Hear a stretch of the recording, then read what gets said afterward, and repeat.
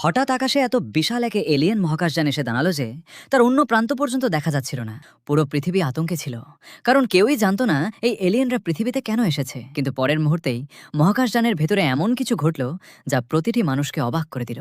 বরং জাহাজের গায়ে থাকা একটি রহস্যময় যন্ত্র সক্রিয় হয়ে উঠল। এর বিশাল অংশগুলো ঘুরতে শুরু করলো এবং দেখতে দেখতে পুরো মহাকাশযানটি চোখ ধাঁধানো সাদা আলোয় জ্বলে উঠল। আলো ম্লান হওয়ার পর সামনে ভেসে উঠল এক বিশাল আকৃতির নারীর মুখ।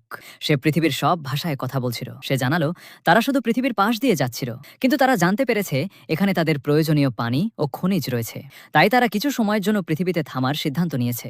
মানব জাতিকে আশ্বস্ত করতে তাদের লিডার এরিকা মানুষকে 1000 বছর এগিয়ে থাকা অত্যাধুনিক প্রযুক্তি দেওয়ার প্রস্তাব দিল। বিনিময়ে তাদের শুধু কিছু প্রয়োজনীয় সামগ্রী দিতে হবে, সেগুলো পেলেই তারা পৃথিবী ছেড়ে চলে যাবে। এরপর এলিয়েনরা তাদের ছোট ছোট শ্যাটেলক্রাফট পৃথিবীতে পাঠিয়ে নির্বাচিত কিছু মানুষকে নিজেদের মহাকাশযানে আসার আমন্ত্রণ জানালো। মহাকাশযানের ভেতরে পা রাখতেই মানুষের চোখ কপালে উঠে গেল। চারদিকে ছিল বিশাল ধাতব ভবন এবং এমন এক অদ্ভুত জগৎ যা দেখে সবাই হতবাক হয়ে গেল। সবচেয়ে বেশি অবাক করার বিষয় ছিল সেই এলিয়েনরা, যারা দেখতে একেবারে মানুষের মতো ছিল এবং কোনো ফেরেশতার চেয়ে কম সুন্দর লাগছিল না। যেখানে পুরো পৃথিবী এই মোহে ডুবেছিল, সেখানে কিছু মানুষের মনে কিন্তু বিপদের ঘণ্টা বেজে উঠেছিল।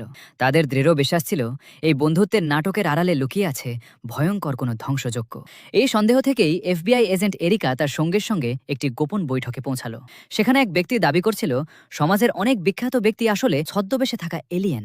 প্রথমে এরিকার তার কথা সম্পূর্ণ বাজে মনে হলো, কিন্তু লোকটি যখন কয়েকটি ছবি সামনে রাখলো তখন এরিকার পায়ের নিচ থেকে যেন মাটি সরে গেল।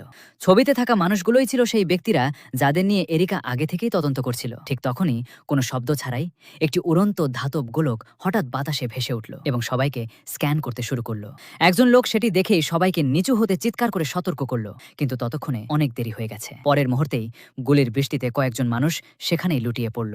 কেউ কিছু বুঝে ওঠার আগেই ছুরি হাতে কয়েকজন হামলাকারী ভেতরে ঢুকে বেঁচে থাকা লোকদের ওপর ঝাঁপিয়ে পড়ল। কিন্তু সবচেয়ে বড় প্রশ্নটা তখনও রয়ে গেল, এই হামলাকারীরা কি সত্যিই মানুষ, নাকি মানুষের ছদ্মবেশে থাকা এলিয়েন?